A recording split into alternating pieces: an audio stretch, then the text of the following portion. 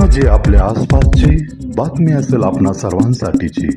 आपण पाहत आहात 7 मराठी न्यूज. या बातमीपत्राचे प्रायोजक आहेत JK super digital studio, videography आणि फोटोग्राफीच्या दुनियेतील एक विश्वसनीय नाव. आधीची 3 दणदणीत भाषणं ऐकल्यानंतर आणि एका समीक्षा ग्रंथावर बोलायचं असल्यामुळं आणि मी प्राध्यापक नसल्यामुळं मला जे पत्रकार म्हणून ज्या काही गोष्टी लक्षात आल्या त्या पुस्तकाच्या निमित्तानं आणि मूळ पुस्तकाचे लेखक समीक्षा ग्रंथाचे लेखक या दोघांशीही सहवास लाभल्यामुळं मला जे पुस्तकाबद्दल जाणवलं आणि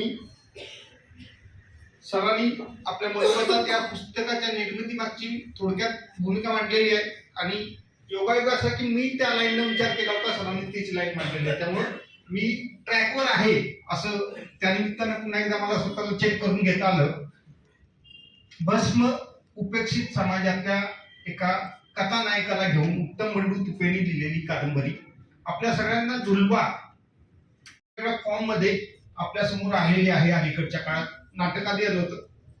भस्म सुद्धा कादंबरी म्हणून आलीच होती. त्याच्यावर चित्रपटही झालेला आहे. तो फार लोकांना माहिती नाही पण आपण तो बघू शकतो आणि त्यामुळं वेगळ्या वेगळ्या माध्यमात जाऊ शकेल अशा ताकदीने लिहिणारे उत्तम बंडू तुपे यांचा माझा परिचय तसा म्हटला तर 2008, 9, 10च्या आसपास आणि त्यांच्या शिवाजीनगरच्या त्या कॉलनीमध्ये सचिन साठे बसले, त्यांच्या स्कूटरवर बसून मी तिकडे गेलो होतो आणि तेव्हा पहिली भेट झाली होती. पण पुढे नाशिकला जेव्हा समरसता साहित्य संमेलन झालं तेव्हा त्यांच्या अध्यक्ष भाषणाच्या तयारीपासून, कारण मी समरसता साहित्य परिषदेचा कार्यवाह आणि त्यामुळे त्यांच्या पाठपुरावा करणं जे एकंदरीत आप्पा म्हणून जे काही व्यक्तिमत्व होतं आगळं ते सगळं सांभाळून अध्यक्ष भाषण तयार करून घेणं अशा पद्धतीचं एक अनुभव तेव्हापासून गाठीला होताच. आणि पुढे 2014 नंतर साहित्य संस्कृती मंडळाची जेव्हा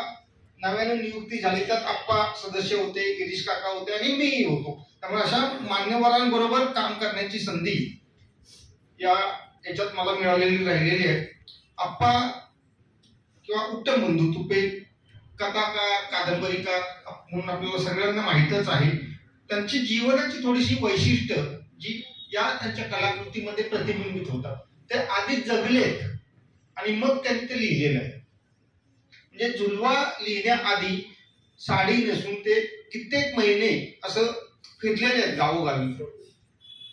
देवदासी, सौदंती वगैरे जो परिसर आहे देवदासींचं जास्त हे असणारा त्या परिसरात त्यांनी तो अनुभव घेतलेला आहे की एखादा पुरुष साडी नेसतो आणि राहतो म्हणजे काय, त्याच्या भावना काय असतात, त्याचा लोकव्यवहार काय असतो आणि लोक त्याच्याकडे बघतात कुठल्या दृष्टीनं, हे सगळं पाहिल्यानंतर अनुभवल्यानंतर त्याच्या आधारे आपण झुलवा लिहिली होती. भस्माच्या बाबतीत सुद्धा त्यांनी असं दीर्घ काळ वेगळ्या वेगळ्या ठिकाणी प्रवास करून वेगळ्या वेगळ्या ठिकाणी माहिती गोळा करून त्यांनी या कादंबरीची निर्मिती केली होती. त्यामुळं एकूणच साहित्य जे आहे त्यांचं ते आधी जगणं म्हणजे अण्णाभाऊंनी लोकमान्यांचं एक उदाहरण दिलेलं की टिळक असं म्हणतात की 4 आण्याचा गांजा खाल्ला की कल्पनेच्या भराऱ्या खूप मारता येतात. हे अण्णाभाऊंनी दिलेलं उदाहरण पुन्हा इथं लागू आहे की असं कल्पनेनं खूप काही लिहिता येऊ शकतं पण प्रत्यक्ष अनुभूती आणि नुसती अनुभूती नाही तर अनुभव तर खूपच येतात. म्हणजे मी पुणे स्टेशनतून मेट्रोमधून इथपर्यंत येईपर्यंत जे मला अनुभव आले तर जसंच्या तसं लिहायचं म्हटलं तर 4-5 ओळीच मला लिहिता येतील की मी मेट्रोमध्ये चढलो, इथं उतरलो, इथं गर्दी होती, इथं आलो, संपलं. पण ते मी जे कलात्मक पद्धतीनं लिहायचं म्हटलं तर मला त्यात मी वेगळ्या वेगळ्या पद्धतीनं अभिव्यक्त करावा लागतो. पण तो जिन्यातून चढणारा मी आणि मेट्रोमधला मी कदाचित वेगळा असू शकतो. तिथल्या वातावरणात गेल्यानंतर माझ्या भावस्थितीमध्ये होणारा बदल हा मी वेगळा असू शकतो. असं वेगळं वेगळं पात्र, वेगळं वेगळं एक व्यक्ती जगण्याचं काम तो लेखक करत असतो आणि उत्तम बंडू तुपेंनी ते केलेलं आहे. त्यामुळे त्यांची साहित्य कृती ही एक वेगळ्या प्रकारची असते. दादांच्या आणि सकट सरांच्याही भाषणात जो उल्लेख आला तो मला पुन्हा एकदा इथे मांडायचा आहे. तो म्हणजे हे सगळं इतकं अजरामर साहित्य कृती निर्माण करणारा हा लेखक उत्तम बंडू तुपे आणि ज्या भस्मबद्दल आपण हे बोलतोय सगळं तर त्यांचं साहित्य हा काय देऊन जातं, तर हे दिशा देणारं साहित्य, भस्म असू दे, झुलवा असू दे, ज्या आपल्या सगळ्यांना आणि आपल्या सगळ्या विद्यार्थ्यांना सहजपणे पाहता येतील असं युट्यूबवर हे दोन्ही भस्म पिक्चर सुद्धा आहे, झुलवा सुद्धा आहे. आपण पुस्तक वाचा असं मी म्हणेनच, पण हे बघितलं तर पुस्तक वाचणं तुम्हाला सोपं जाईल, कारण थोडीशी तिथली भाषा, तिथल्या कॅरेक्टरचं परिसर हे जर समजून घ्यायचं असेल, आधी चित्रपट पाहिलं तर तुमच्या लक्षात येईल. पण हे सगळं पाहत असताना या कथानकाचा किंवा या लेखकाच्या सगळ्याच कलाकृती या कुठे जाऊन थांबतात, तर त्या एका आशावादाकडे जाऊन थांबतात, एका सकारात्मक दिशेला जाऊन थांबतात, ना की नकार विद्रोह याला त्या कवटाळीत नाहीत. लोक विचार करत असताना माझ्या लक्षात आलं आणि तो माझ्या जीवनातला प्रसंग आठवला की सरांनी असं का केलं असेल. लहान असताना मी 18 भावंड, सातारा जिल्ह्यातलं छोटं गाव, त्यामुळं आणि तसं पेपर सुद्धा, आजचा पेपर 3 दिवसांनी यायचा, इतक्या दुर्गम भागातला आहे मी. जे आता सगळं मिळतं इंटरनेटमुळं, पण त्यावेळेस लहानपणी 3 दिवसांनी पेपर उशिरा यायचा. तर त्या गावात जर घरी 18 भावंड मिठाई आणली तर ती सगळे आम्ही 18 भावंड तुटून पडायचो आणि आजी म्हणायची थांबा हे तुमच्यासाठीच आणलेले, पण त्या घरात जाऊन बघा तिथं काय आहे. आमच्या लक्षात येतं की आमच्या शेजारी 2 घर आहेत, तिथे आमच्यासाठी 4-5 मुलं होती, पण आमच्या घरात आजोबांनी मिठाई आणली, तिथे मिठाई नव्हती.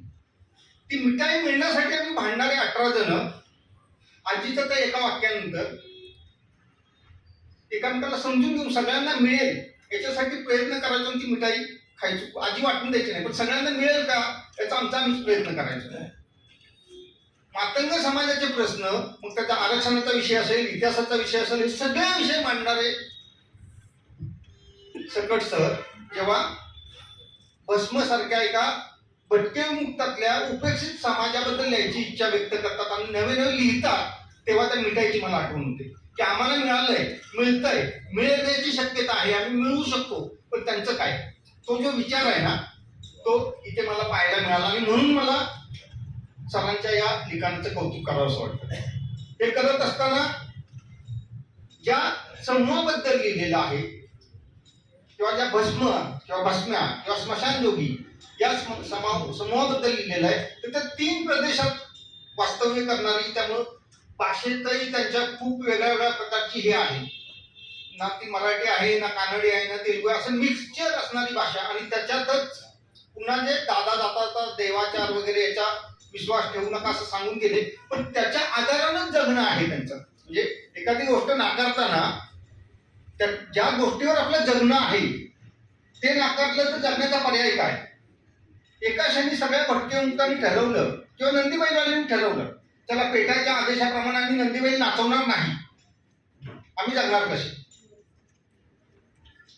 मर्यादेवाल्यांनी सांगितलं की आम्ही तो देवाला अंधश्रद्धांना ठीक आहे आम्ही टाकून देतो आजपासून, पुढे वर्षभर आमचं उदरभरण होणार कसं. जोपर्यंत पर्याय उपलब्ध होत नाही, सक्षम पर्याय उपलब्ध होत नाही, तोपर्यंत त्याच्या आधारानंच आपल्याला पुढे जावं लागेल. पण याचा अर्थ तेच ओझं डोक्यावर घेऊन नाचलं पाहिजे असं नाही. प्रगतीसाठी जी आवश्यक असणारी गोष्ट आहे आणि ती शिक्षण ही भस्म कादंबरीमध्ये खूप चांगल्या पद्धतीनं उत्तम बंडू तुपेंनी मांडलेली आहे आणि सकट सरांनीही त्याच्यावर फोकस केलं की शिक्षणाचा परिणाम काय होतो.